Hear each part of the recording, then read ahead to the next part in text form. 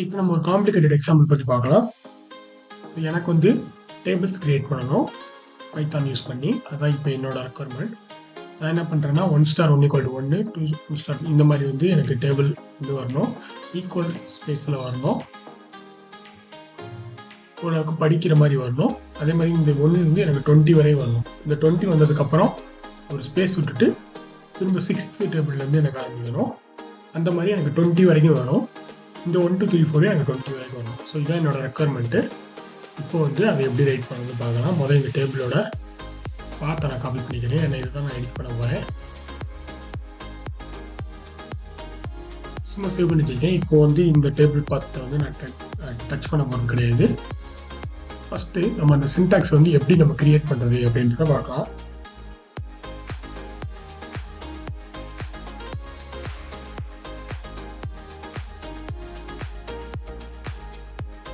நான் சின்ன ப்ரோக்ராம் எழுதியிருக்கேன். இது வந்து சரியாக வருதான்னு தெரியல. ஸோ நம்ம எப்போவுமே நம்ம வந்து நம்ம ப்ரோக்ராம் எழுதும்போது நம்ம பிரிண்ட் ஸ்டேட்மெண்ட் யூஸ் பண்ணி நம்ம இதெல்லாம் சரியாக வருதா அப்படின்னு பார்த்துட்டு தான் நம்ம ஒரு ஃபைலில் ரைட் பண்ண முடியும். இப்போ நான் வந்து f string of i × j = i × j அப்படின்னு கொடுத்துருக்கேன். இது வந்து கரெக்டாக வருதா இல்லையான்னு நம்ம டெஸ்ட் பண்ணி பார்க்கலாம். இந்த பிரிண்ட் ஸ்டேட்மெண்ட்டோட எண்டு வந்து எனக்கு வந்து அடுத்த லைனில் வருது. அதனால் எண்டை வந்து நான் /t மாற்றினேன்.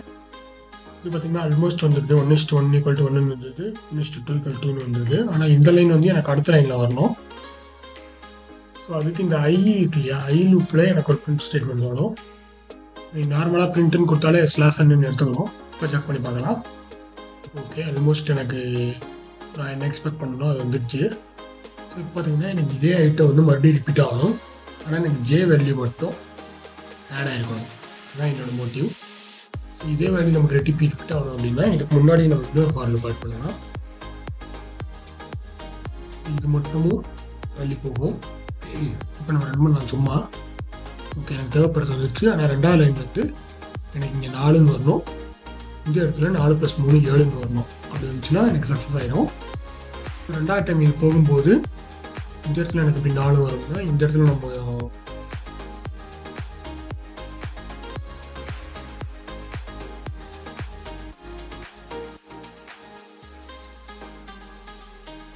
என்ன பண்ணியிருக்கேன் அப்படின்றது உங்களுக்கு தெரியும் நினைக்கிறேன். இந்த இடத்துல 1, எனக்கு இந்த இடத்துல 4 வேணும். அதுக்காக என்ன பண்ணியிருக்கேன்னா range 1 அப்படின்னு ஒன்று நான் கிரியேட் பண்ணியிருக்கேன். அந்த range 1 என்னன்னா இந்த கேலேருந்து 1 மைனஸ் பண்ணி 3ஆல் மல்டிப்ளை பண்ணி அதோட 1 கூட்டிக்கணும். ஸோ ஃபஸ்ட்டு லூப் போகும்போது கே வந்து இந்த இடத்துல 0 இருக்கும். 0 × 3 0 + 1ன்றது 1 ஆகிடும். அதே மாதிரி கேன்றது ஆல்ரெடி 1ஆக தான் இருக்குது. ஸோ 1 × 3 வந்து 3 3 + 1 = 4. அப்போ இந்த ஜே இன்ட் ரேஞ்சில் வந்து நமக்கு 1,4 அப்படின்றது ஆட்டோமேட்டிக்காக வந்துடும். அதே செகண்ட் கே வந்து 2ஆக இருக்கும்போது நமக்கு 4 வந்து இந்த இடத்துல வந்துடும். இந்த இடத்துல வந்து 2 × 3 6 + 1 வந்து 7 அப்படின்னு வந்துடும். அதனால தான் நமக்கு 6 வரையும் போகுது 2வது லூப்பு. 3வது லூப்பு நமக்கு 9 வரையும் போகுது.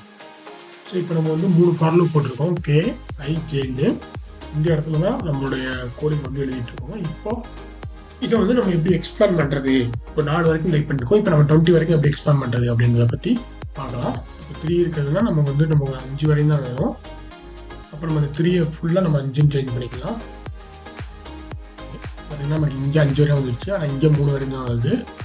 அதுக்கு காரணம் என்னென்னா இந்த லூப்புன்றது இது ஐ சம்மந்தப்பட்ட லூப்பு. ஸோ இந்த இடத்துல நம்ம ஐயை சேஞ்ச் பண்ணணும். ஓகே, நமக்கு 5 வரையும் வந்துருச்சு. ஏன்னா இங்கே 5 வரையும் வந்துருச்சு. 20 × 5 வரைக்கும் கடைசியில் இருக்குது. அடுத்த லூப் பார்த்தீங்கன்னா 20 × 10, அதுக்கப்புறம் 20 × 15. கடைசி 20th வந்து நம்ம போகல.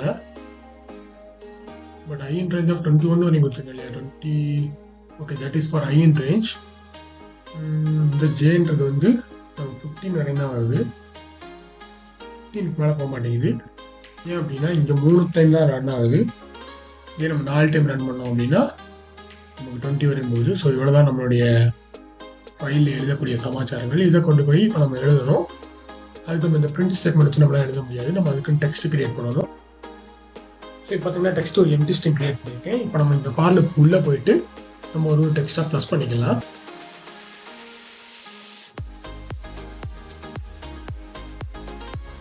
இதோட மீனிங் என்னன்னு தெரியும்னு நினைக்கிறேன். உங்களுக்கு போன எபிசோடில் சொல்லியிருப்பேன். லெஃப்ட் சைடில் கொடுத்தோன்னா அது லெஃப்ட்டில் அரேஞ்ச் ஆகும். இந்த பக்கம் கொடுத்தோன்னா ரைட்டில் அரேஞ்ச் ஆகும். மற்றபடி லெஃப்ட் ரைட் நம்ம இதெல்லாம் யூஸ் பண்ணிக்கலாம்.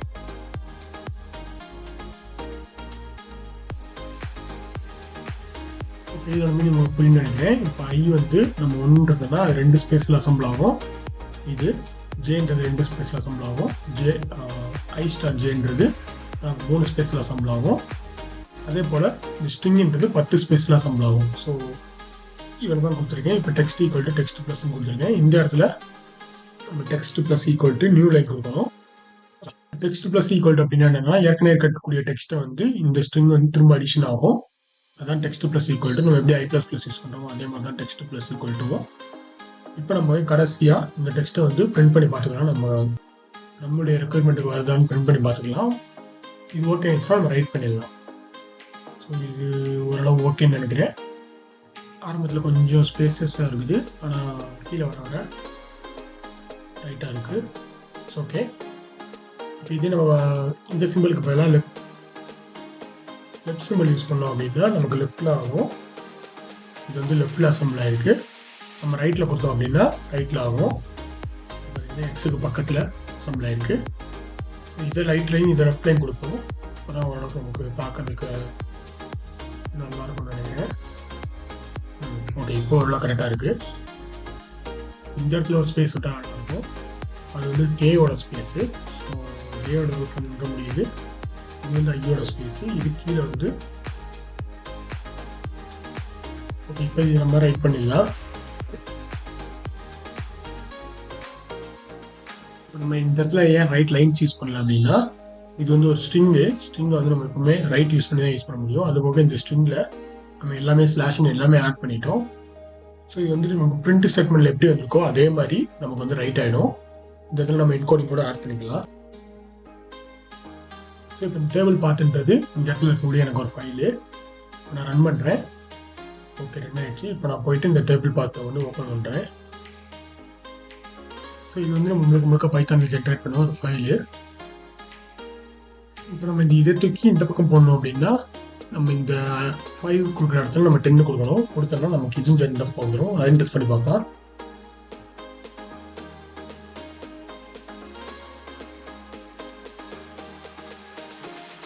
ஸோ அவ்வளோதான். இப்போ பார்த்தீங்கன்னா 1 2 3 4 5 6 10 வரைக்கும் இருக்குது. அதுக்கப்புறம் கீழே 11 20 வரை இருக்குது. நம்ம கேன்றது 5 லூப் கொடுத்துருவோம்.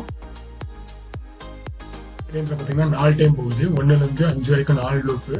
ஸோ அதனால் இது ஃபஸ்ட்டு லூப்பு, இது செகண்ட் லூப்பு, இது தேர்ட் லூப்பு, இது ஃபோர்த் லூப். ஸோ இந்த மாதிரி நம்ம எவ்வளோ லூப்னாலும் ஆட் பண்ணிக்கலாம். இங்கே நான் 21 அப்படின்னு கொடுத்தோம்னா எனக்கு எக்கச்சக்கமாக போகும். பார்த்தீங்கன்னா 48 KB இருக்குது. ஸோ இந்த எக்ஸாம் நம்மளுக்கு புரிஞ்சிருக்கும்னு நினைக்கிறேன். அடுத்த வீடியோவில் பார்க்குறேன்.